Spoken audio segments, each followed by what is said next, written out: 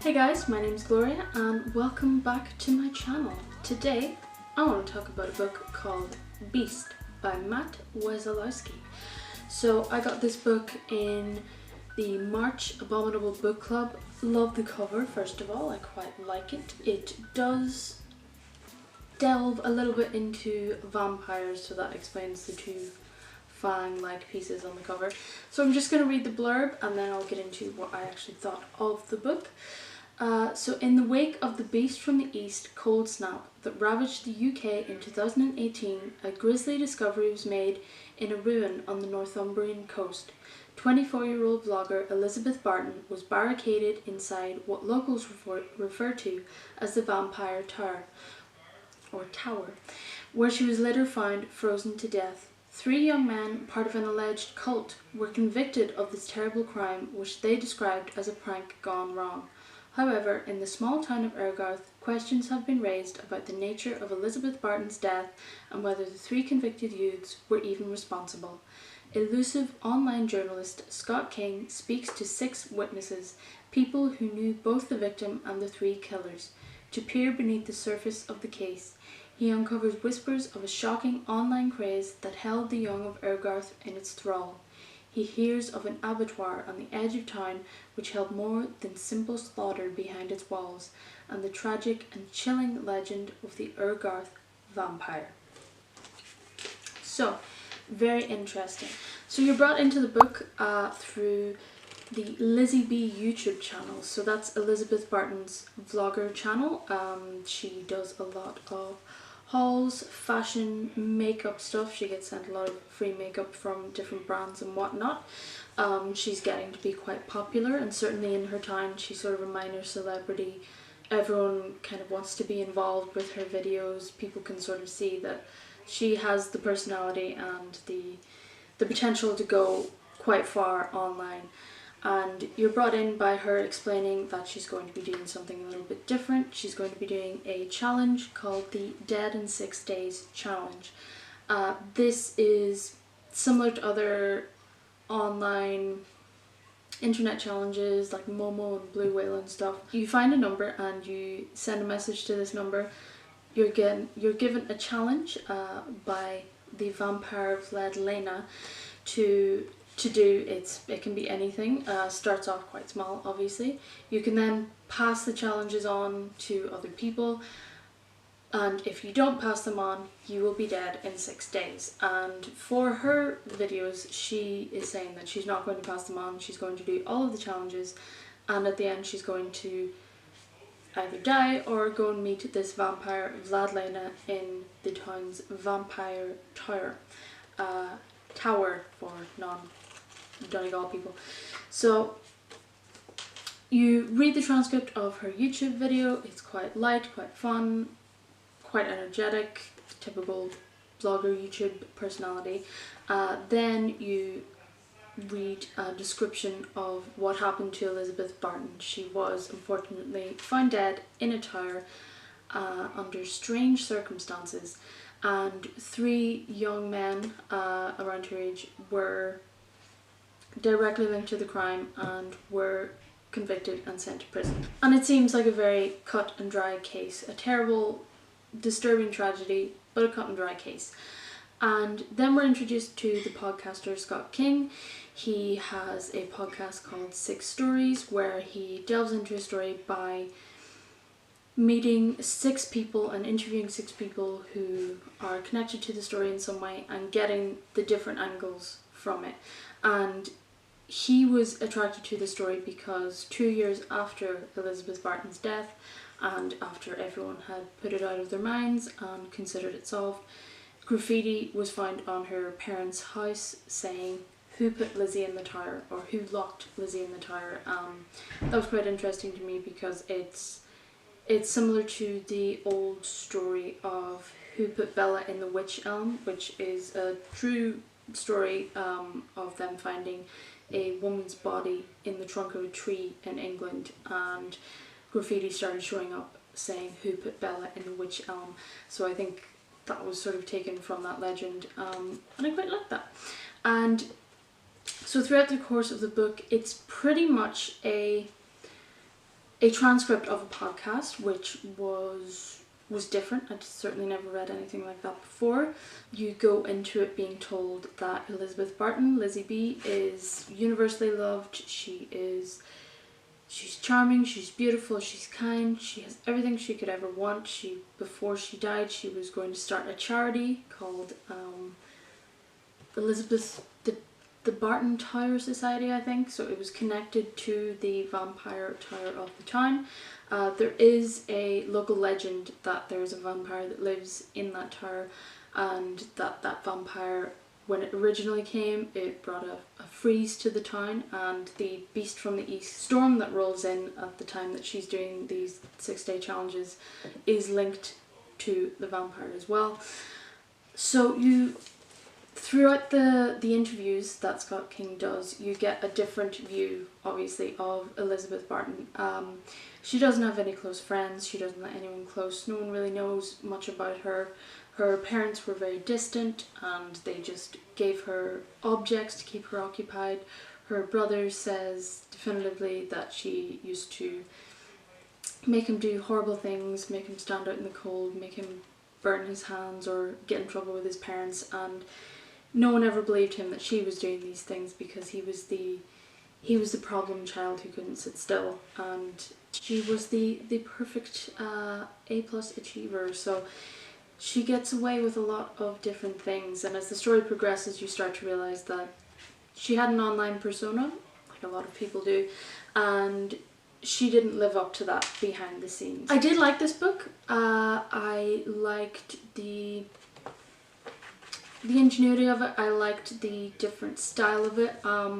It could be linked to the fact that I've been listening to a lot of podcasts recently, and a lot of fictional podcasts as well, so I like to follow these sort of fictional stories in a podcast format. I'd never read the sort of script of a podcast before.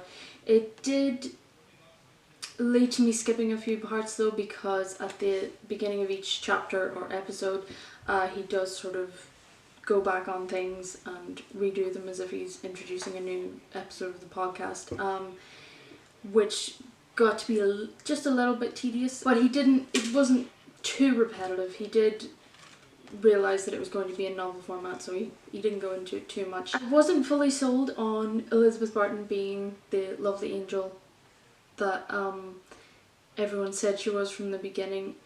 From very early on, she said to do some horrible things, and I didn't get why people didn't call her out in it from the beginning. One of the first challenges is to have a snowball fight, and she decides to do it inside a friend's family's shop. She just shows up with a load of people, doesn't tell the friend about it, and starts throwing snowballs inside of their business and wrecking the place pretty much.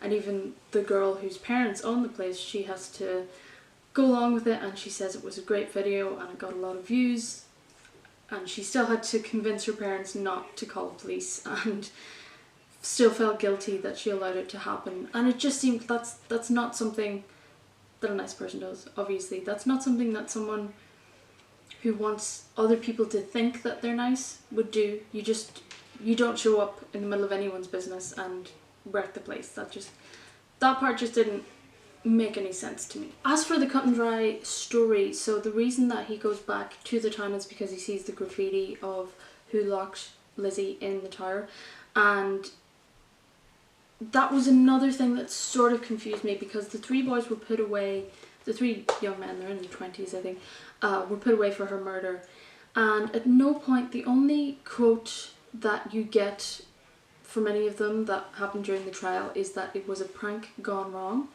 and it didn't seem like any of them tried to argue against it. None of them said, no, I didn't murder her. None of them said it wasn't planned out, we didn't lure her there and try and murder her or anything like that. So you don't really get anything from their side of things, and it seems like even as the story progresses and it doesn't seem cut and dry anymore, and maybe these boys weren't murderers at all, or at least not all of them were, it doesn't seem like any of them tried to argue against it. And there were questions of whether they really knew each other, whether they were friends or whether they were enemies. And I feel like if they were enemies, they would have pointed fingers at each other to try and get out of trouble. It just, that as well, that was a bit, nothing is very clear. You can make your own assumptions about all of these things, I guess. But that, again, that was another thing that sort of confused me a little bit. But again, it's one of those classic stories where everyone has their own agenda, everyone has their own reasons for doing things and reasons for pushing and pulling, and they're all very particular about what they tell the podcaster Scott King as well, and he is himself skeptical of their choice of words and their choice of what to tell him and what not to tell him. So yeah, it was interesting. I just, again, I like answers. It's something that I really like when it comes to true crime and stuff, as well as fiction. It's each step that you take turns you in another direction, and you constantly think that you know what's happened, you know who these people are and what they're doing and what they're getting out of it, and then all of a sudden one little detail or one perspective of a story just changes you 180 degrees, and you realise that you're really still in the dark about this. And that happens with this book. So there are 3 boys who go straight to prison and are convicted for her murder because they were there at the murder site, and their DNA evidence was found on her body. She was found naked and decapitated, which is a horrible, vicious crime to happen to her. And the 3 boys were purportedly friendly with her, or they at least did things for her, got her out of trouble, did things in revenge to other people that wronged her. Throughout the book, you're told that they're friends, that they're in some sort of a cult, that there's strange happenings, but it all seems to be strings being pulled by different people, and a lot of it seems to be orchestrated by Elizabeth Barton herself.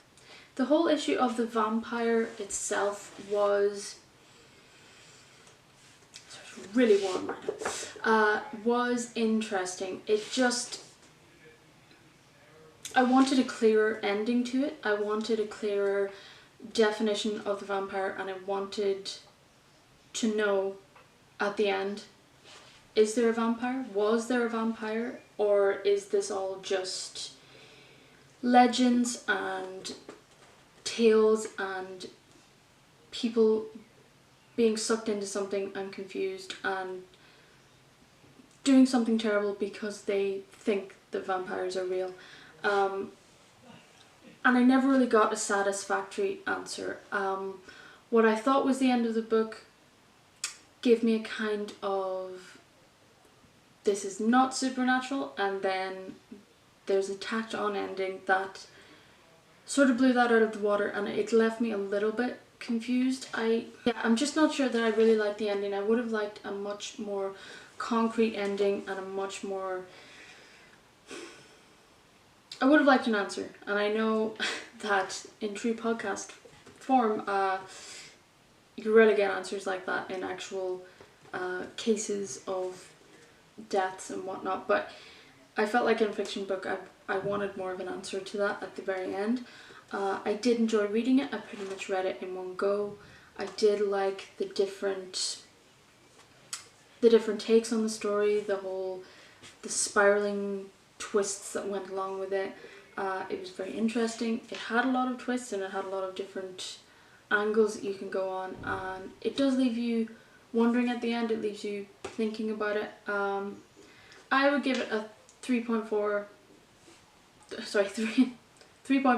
4 stars, just because I wanted the answer. I wanted the answer at the end, but it's very interesting. It's very well written. It is part of a series, so there are sort of callbacks to other things that happen in the series with the podcaster Scott King, but he gave enough to pique your interest in the other parts of the story, but you never felt like you were really missing out on anything. It's definitely, it can stand alone as a book, and I did enjoy it. It was very good. I'm glad that I got it in that Abominable Book Club box. So that is my review of Beast. I would recommend it if you want something slightly different. It's not full horror. I would say it's got some creepy elements in there, but a lot of it is taken from stories in the past, so none of it is really happening right now. But it is very interesting, great characters in there, and I would recommend it. So pick that up if you want something a little bit different. Great cover as well. So thank you for watching. I hope that everyone is staying as safe as possible in the world right now and everything crazy that is happening in the world. I hope that everyone is good. So thank you for watching. Thank you for the new subscribers that I have. I really appreciate that. And if you like what I'm doing here, you can like and subscribe down below. I will have lots more videos coming up soon. I read a lot of books in May, so I have a lot of horror books, a lot of fiction books, a lot of short story, a lot of literary fiction books to review as well. A lot of content coming, and hopefully I won't be as sweaty in the next video. No promises though, no promises. So thank you for watching, and I shall see you in the next video.